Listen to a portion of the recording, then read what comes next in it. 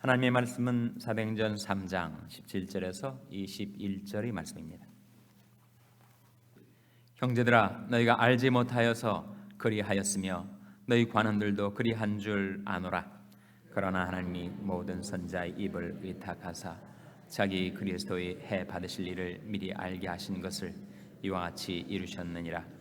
그러므로 너희가 회개하고 돌이켜 너희 죄 없이함을 받으라. 이같이 하면 유쾌하게 되는 날이 주 앞으로부터 이를 것이요 또 주께서 너희를 위하여 예정하신 그리스도 곧 예수를 보내시리니. 다 같이 읽으시겠습니다.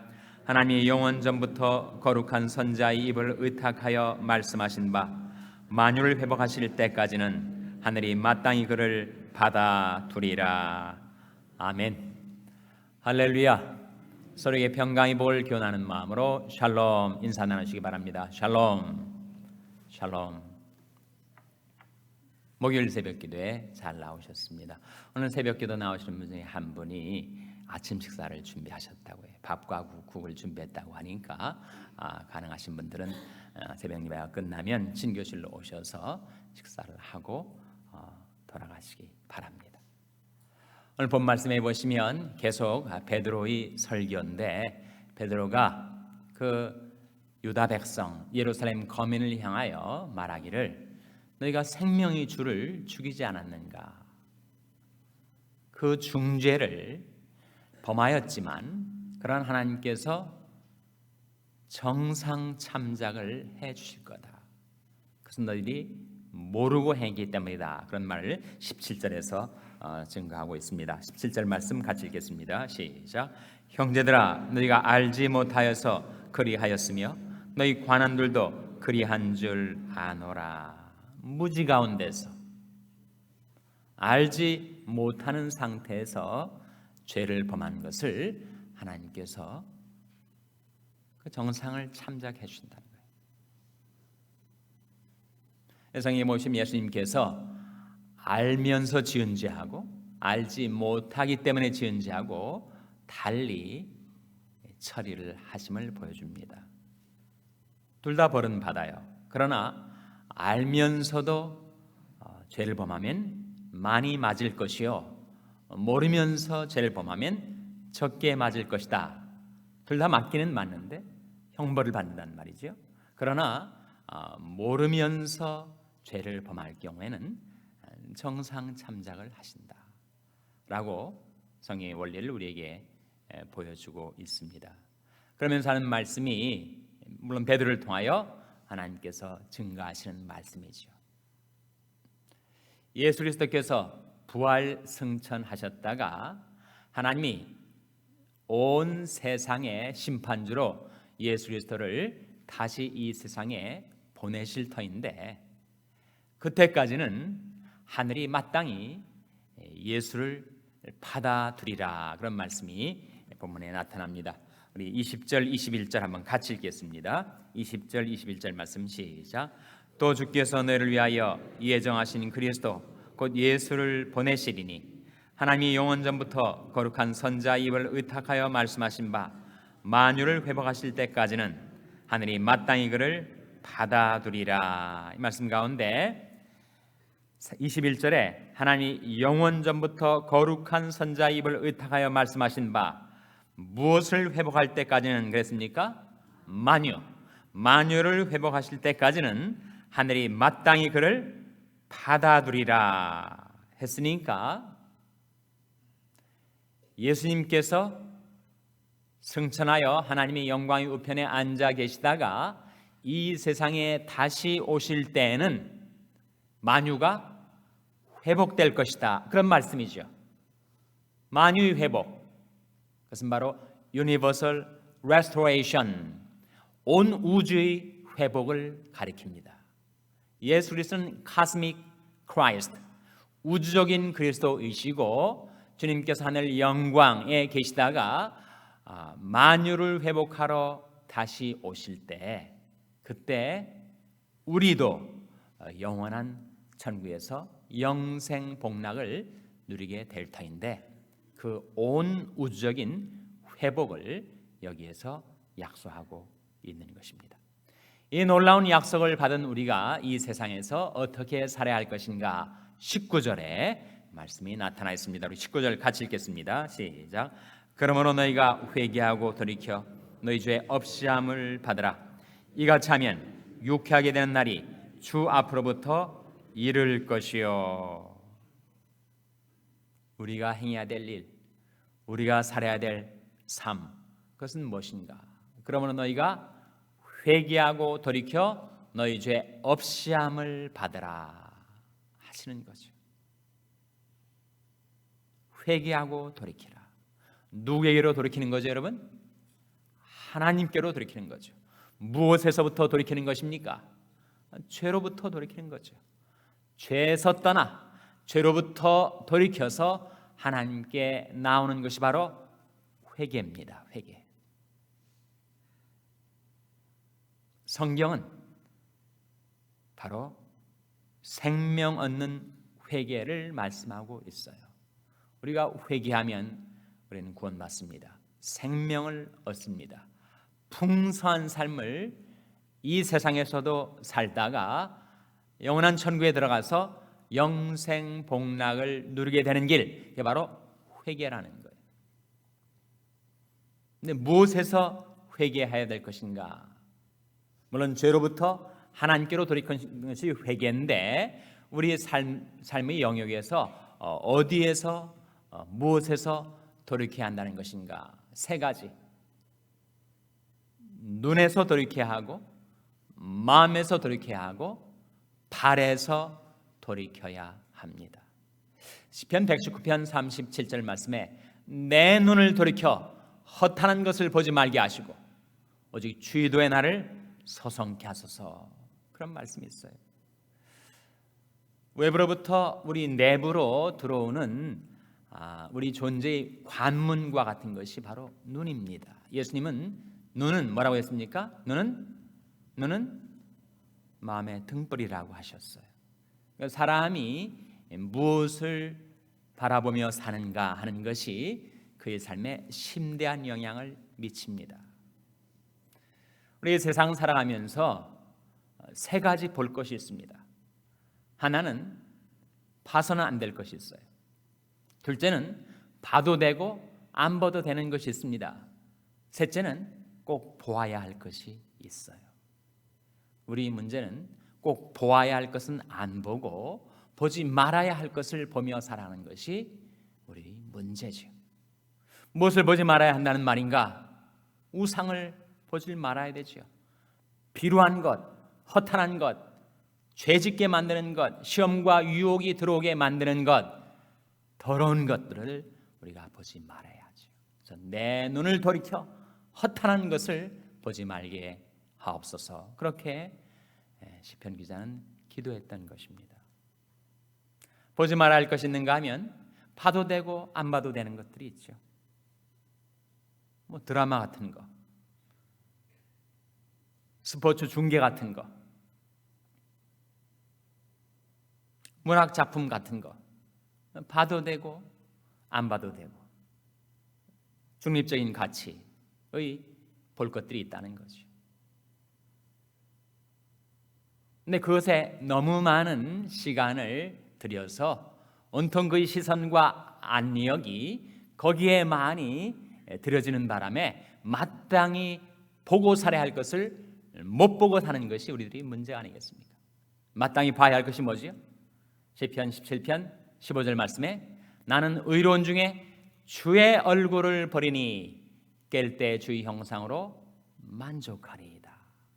주님의 얼굴을 바라보고 사는 것, 이 세상에서도 영생을 누리고 천국에서도 영생을 누리는 것이 결국 무엇인가? 영생은 바로 주님의 얼굴을 바라 배웠고 살아가는 것. 얼굴을 바라본다는 것은 주님과의 교제를 말하죠.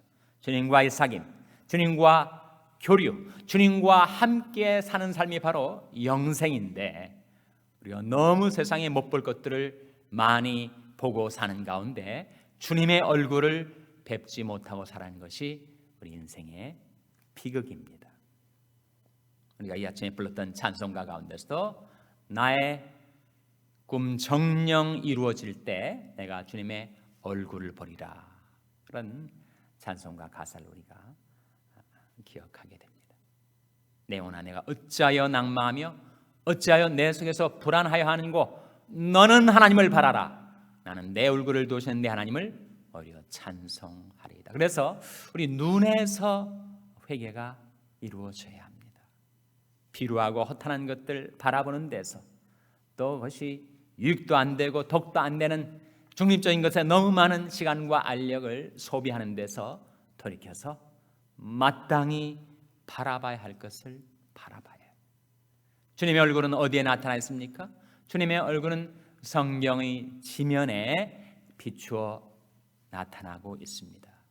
우리 생활 속에 우리와 동행하시고 우리와 교제하기를 원하시는 주님께서 기도 가운데서 주님의 얼굴빛을 비춰주시고, 예배 가운데서, 성도의 교제 가운데서 하나님의 일을 행하려고 애쓰고 힘쓰는 가운데서 언뜻 비춰지는 주님의 얼굴을 우리가 뵙고 살 수가 있다는 거예요. 첫 번째로 돌이켜야 할 것, 우리는 눈에서 돌이켜야 합니다. 둘째로 우리는 마음에서 돌이켜야 합니다. 시편 119편 36절 말씀에 내 마음을 주의 증거로 향하게 하시고 탐욕으로 향치 말게 하소서. 내 마음이 탐욕으로 향하게 되면, 그것이 무력이든지 그것이 유욕이든지 그것이 명예욕이든지 권세욕이든지 우리 마음이 탐욕으로 향하게 되면 우리는 탐욕에 매여 살 수밖에 없습니다. 그래서 내 마음을 주의 증거로 향하게 하시고 탐욕으로 향치 말게 하소서. 하나님의 말씀을 생수처럼 마시고 하나님의 말씀을 생명의 양식처럼 먹기를 즐거워하여 늘 그 말씀에 자기 마음이 기울어져 있는 삶을 사는 대신 여러 가지 욕심에 휘둘려서 내 마음이 산란해지고 내 마음이 짓눌려서 살아간다면 그럼 우리는 생명을 누리며 살 수가 없어요. 무릇 지킬 만한 것보다 더욱 내 마음을 지키라. 생명의 근원이 이에서 남이니라. 내 아들아, 네 마음을 내게 달라. 하나님 아버지께서 이르신 말씀이에요. 셋째로 우리가 돌이켜야 될 것, 우리의 발이 돌이켜야 합니다. 시편 119편 59절 60절 말씀에 내가 내 행위를 생각하고 주의 증거로 내 발을 돌이켜 싸우며 주의 계명을 지키기에 신속히 하고 지체치 아니하였나이다. 내 발이 시험에 빠질 때, 내 발이 죄악의 길에 들어서리 할 때 내 발을 돌이켜서 주의 말씀의 길로 행하는 회개가 우리에게 필요하죠. 세 가지.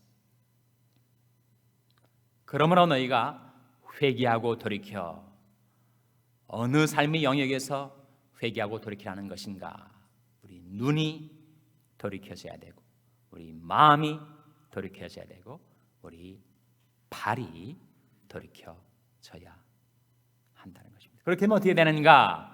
하나님께서 지금까지 살면서 내가 알게 모르게 지었던 모든 죄악을 하나님께서 다 없이해 주신다, 도말해 주신다고 말씀하고 있습니다. 이사야 43장 25절 말씀에 나는 나를 위하여 내 허물을 도말하는 자니 내 죄를 기억지 아니하리라 하셨어요. 하나님은 우리 죄를 도말하기를 기뻐하시는 하나님, 우리 죄를 없애주시기를 원하시는 하나님. 내가 내 허물을 빽빽한 구름이 사라진같이 내 죄를 안개에 사라진같이 도말하였으니 너는 내게로 돌아오라. 내가 너를 구속하였음이니라. 그래서 우리가 회개하고 돌이키면 하나님께서는 즉각 우리의 죄를 없이해 주십니다. 그러므로 너희가 회개하고 돌이켜 너희 죄 없이함을 받으라. 이같이 하면 어떤 날이 주 앞으로부터 우리에게 이르게 된다고요? 어떤 날이 온다고 했습니까? 유쾌하게 되는 날이.